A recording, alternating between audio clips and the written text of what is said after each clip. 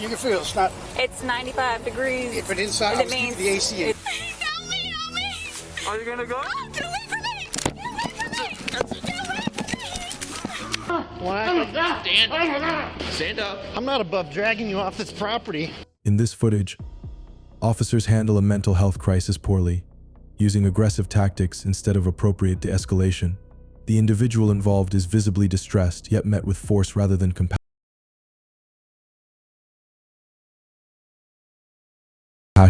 On June 28, 2023, a Texas man experienced firsthand the consequences of law enforcement overreach in Crossroads, Texas.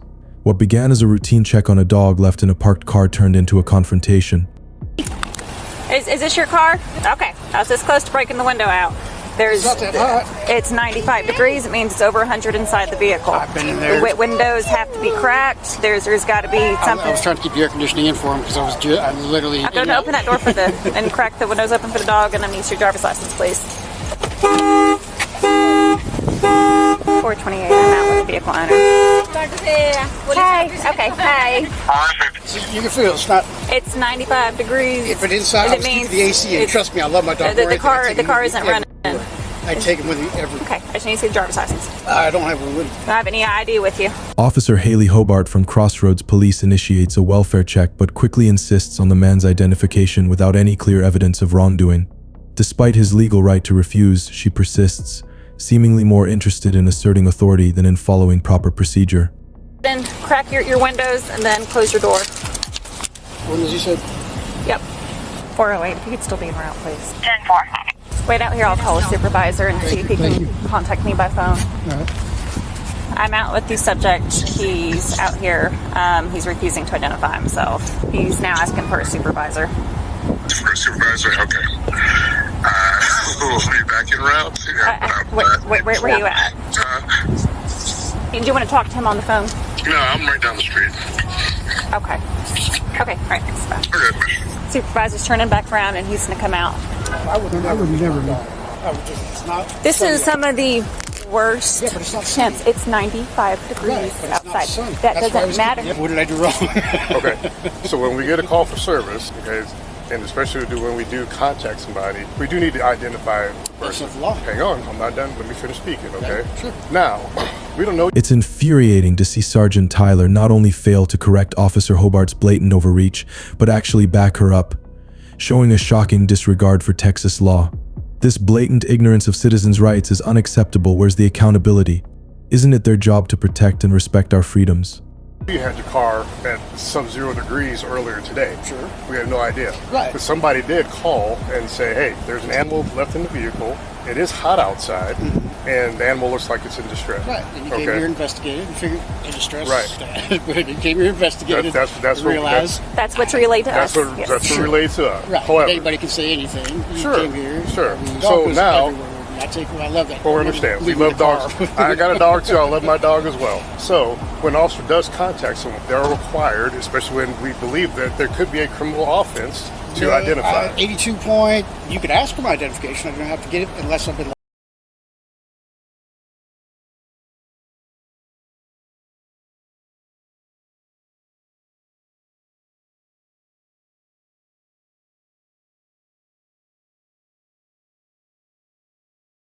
We're gone.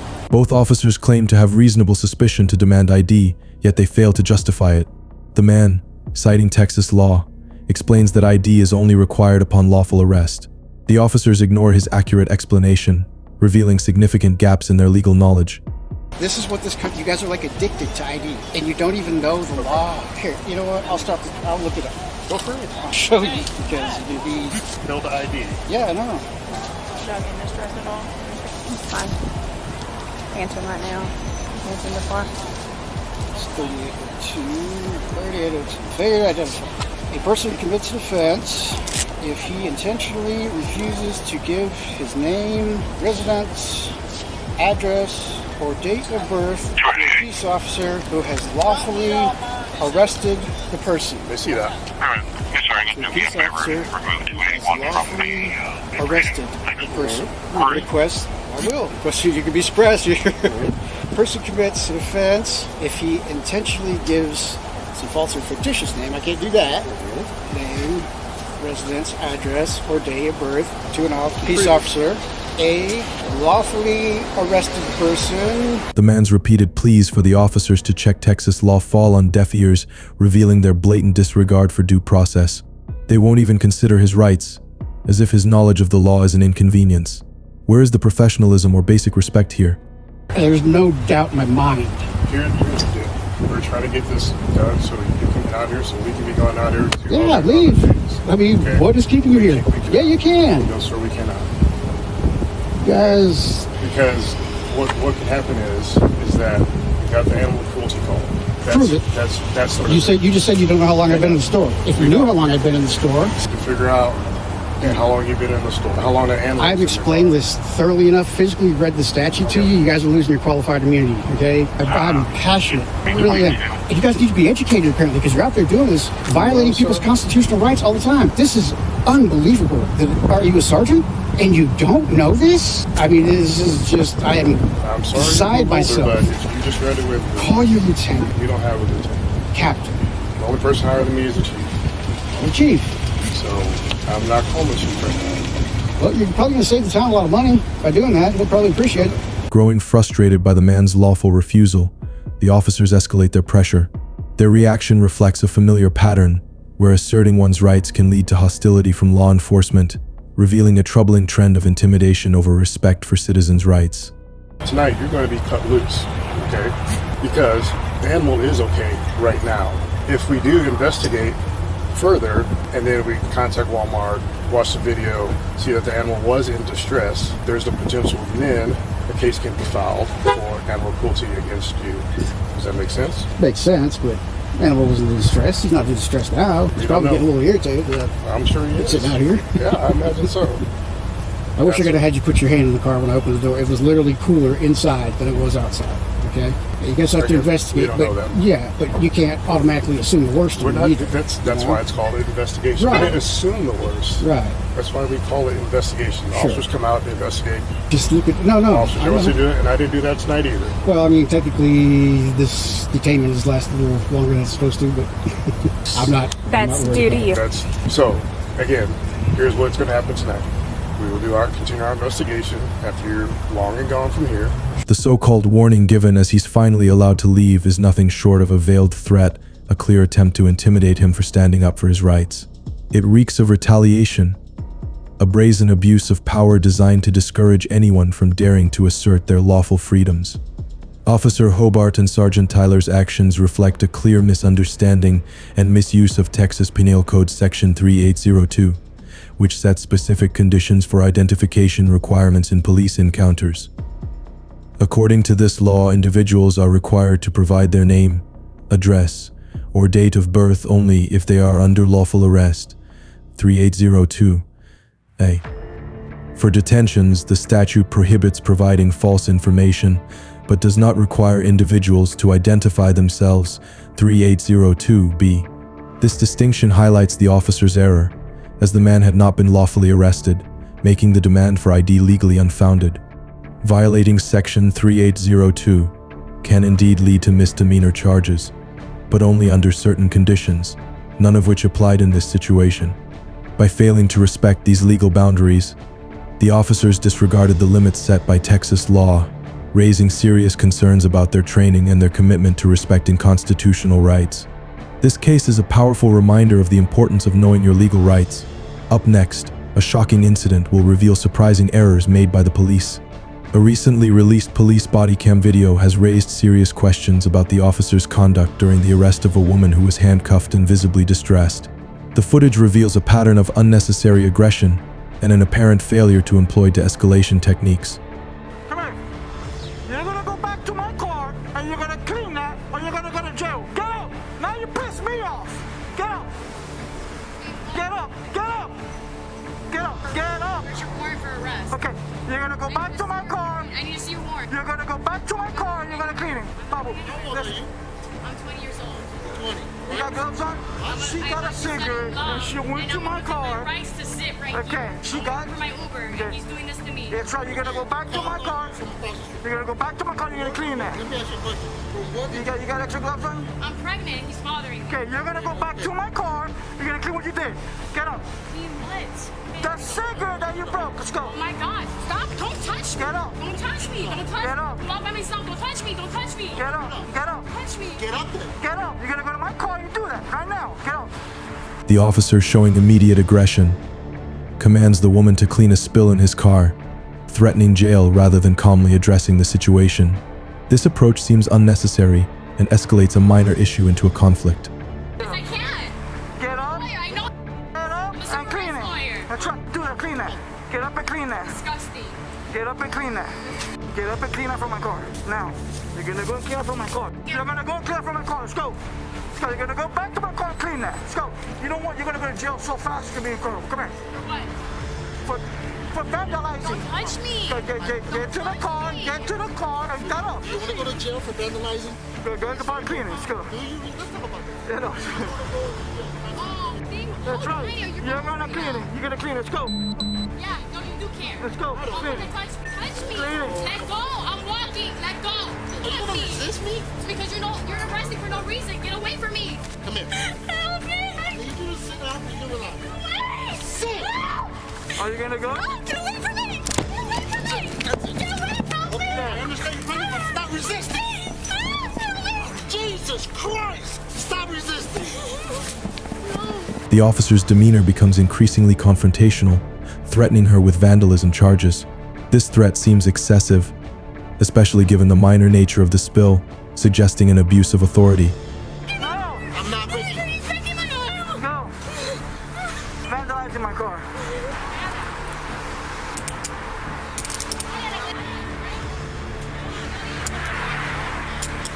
Tired of it. You're the one that began this. You begun it telling me to leave when I was trying to take a break. No. You're a terrible person, man. Give me a second. You get my stuff.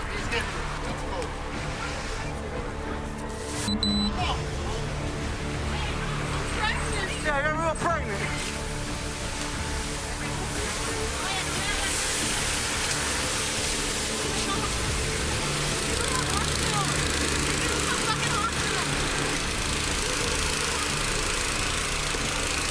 Hey, go back, take it back. The officer's use of physical force intensifies as he attempts to restrain her, ignoring her right to express discomfort. His aggressive handling of the situation points to an unnecessary escalation. Yeah, well, that's your question right now. What's your social security? What's your social? What's your social? What's your social? What's your social? What's your social? What's your social? What's your social? What's your social? Calm down. Calm down. Calm down. I'm gonna die. Don't break. Don't my car. I know. I'm apologizing. You're You blew it into my car. Don't spit on my thing. Whoa! Don't spit on my. What the hell did you do? Jeez, man. Get hell, Spit on my. Hey, crawl over. What did you do, bro? Sugar, come in. Feel like that, 7317, mommy, have fire rescue. Get to the man. The woman explains that she was merely taking a break, yet the officer fails to consider her explanation. Instead of showing understanding, he remains focused on asserting control, further provoking the woman. But you didn't have to do it. Just spit on my. Close the door. You should have gone right when she was there. 7318, have fire rescue respond, please.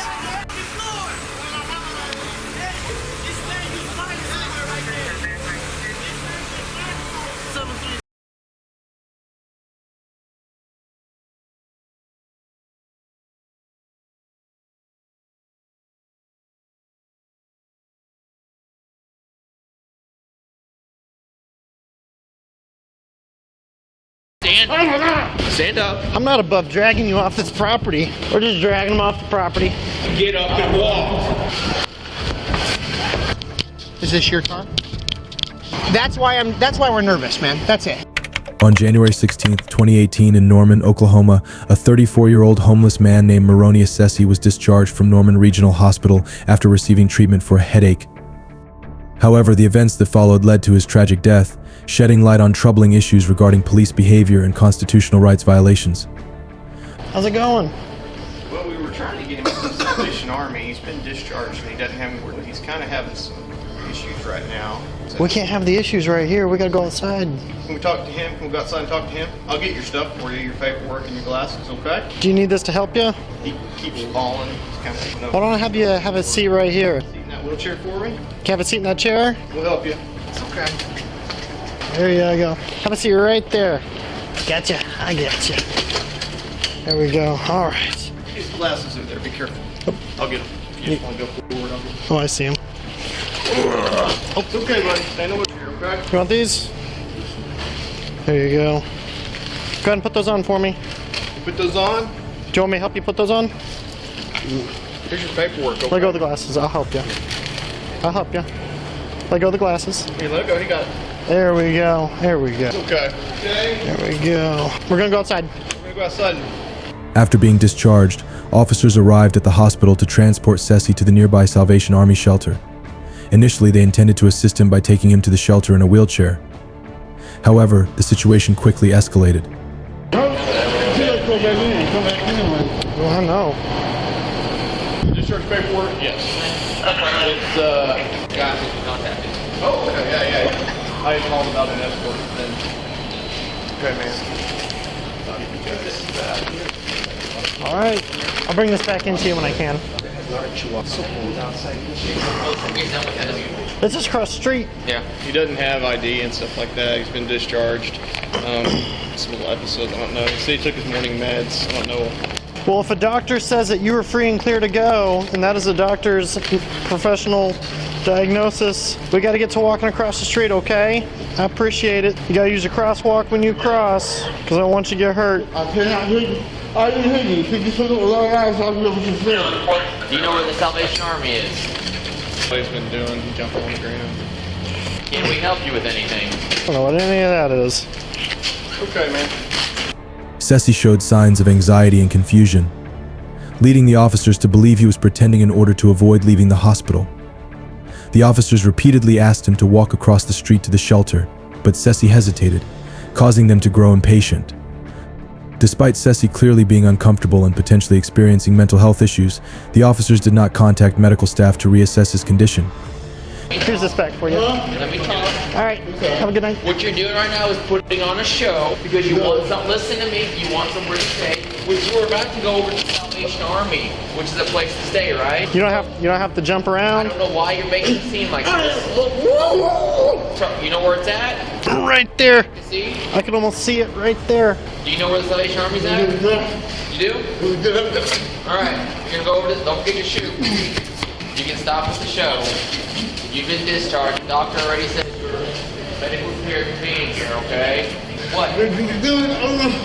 Put your shoe on. I'm too cold to stand here and watch you play this game. Can you just get your shoe on and walk away? Thank you. Yep, get that shoe on. Something is going on. Get that shoe on. You get frostbite on your toes. You're scaring these little kids out here. Goodness gracious. Put that shit on. Come on, goodness gracious. As Sessi hesitated to leave the hospital, the officers interpreted this as non-compliance and assumed he was faking illness. After a tense 10-minute dialogue, they forcibly dragged him out of the hospital in a disrespectful manner.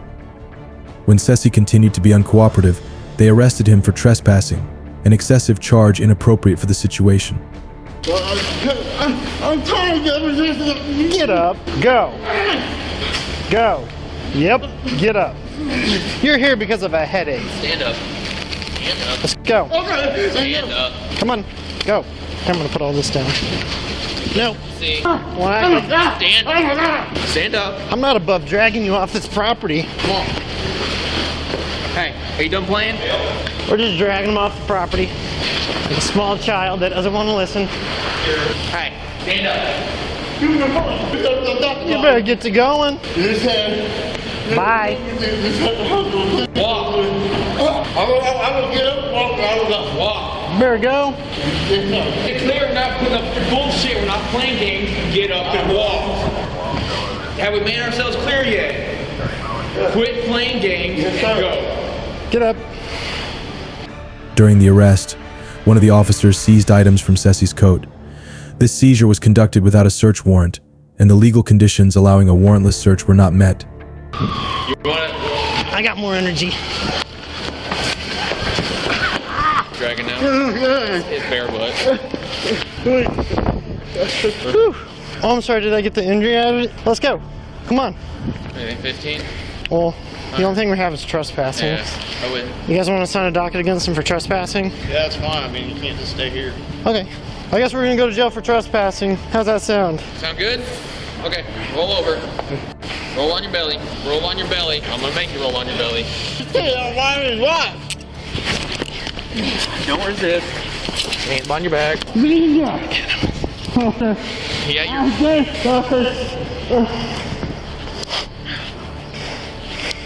Ceci was taken to the Cleveland County Jail, where he was placed in isolation after self-harming. During a check, officers found him unconscious and rushed him back to the hospital, but Ceci had already passed away. The incident raised concerns about how individuals with mental health issues are treated. Ceci's uncle, Michael Washington, revealed that Ceci had suffered from a DHD and bipolar disorder since childhood and should have been taken to a crisis center instead of being treated like a criminal. Do you have a cage with bars? Yeah. Do you want to drive around here real quick? Yeah. Okay, I'll stay here.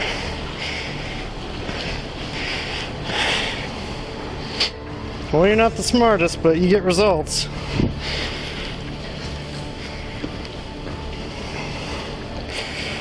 So what we're going to need from him is a fit slip, and I'll get the docket for trespassing. Good. Go work on the fit slip, that'll be fine. Yeah, well, they'll do it in here. Yeah. Here in a minute, once you got the car over here, we'll go in and Cool. I got to dump this somewhere. Get somewhere I can just I will take this. garbage. Yeah, that stuff can go in the trash. I'll take it. Yep. In this case, the police officers involved in the arrest of Maronia Ceci violated several legal principles protected under both state and federal laws, particularly breaching the Fourth Amendment of the U.S. Constitution, which safeguards individuals from unreasonable searches and seizures. The officers confiscated Ceci's belongings without meeting the legal requirements for such actions. Oklahoma law, specifically Title 22, Chapter 1, Section 196, clarifies that law enforcement officers can only make arrests and conduct searches in the absence of a warrant if they have probable cause to believe there is evidence of a crime, which was not present in Ceci's situation. This failure to comply with search and seizure protocols also violated Oklahoma's laws, notably Oklahoma Penal Code Section 21 to 535, which subjects officers to disciplinary actions, civil liability, or even criminal charges for conducting illegal searches or seizures. Penalties for such violations can include suspension, termination, or personal lawsuits for damages resulting from unlawful conduct. Understanding and respecting these constitutional boundaries is essential for law enforcement officers, as the Fourth Amendment is a fundamental right that protects individuals from governmental overreach. It is not a mere technicality but a crucial aspect of ensuring justice and maintaining public trust in law enforcement by requiring officers to act within the legal framework at all times. No!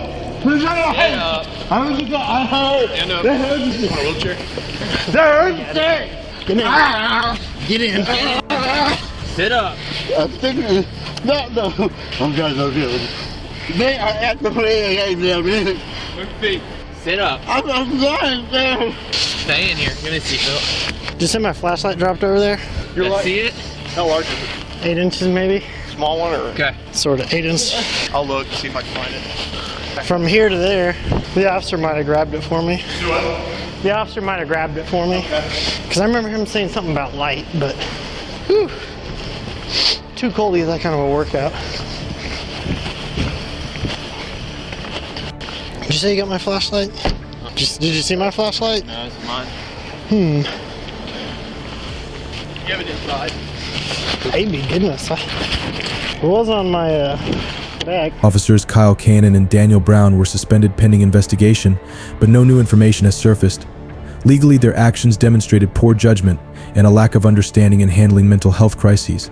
Arresting Ceci for trespassing was unnecessary, escalating the situation instead of providing medical intervention. The search and seizure of his belongings also violated his constitutional rights under the Fourth Amendment. Assessi's case sheds light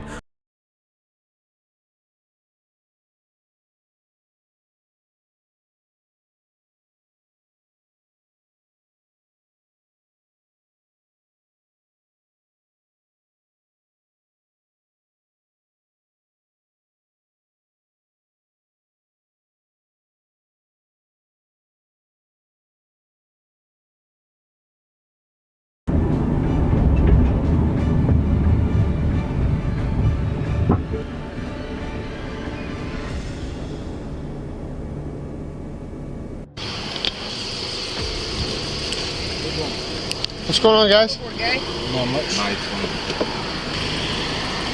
you doing, officer? Is this your car? Well, it's a rental right now. My car's in the shop. Okay. Did you something break down? Yes, sir. Gotcha. You guys just came from over the park, right? Well, that's what. Is this your car? I just told you my car's in the shop.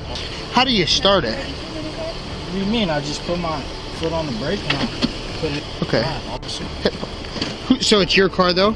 Did they give you a fob or something? Officer, Did they give you a key fob or something, or Yes, sir. like what does it do? Does it? You see, that should let you know that it's in. Okay. Officer Theis used strategic questioning and unfounded accusations, including claiming to smell marijuana and implying that they had weapons, in an attempt to find a reason to search and seize.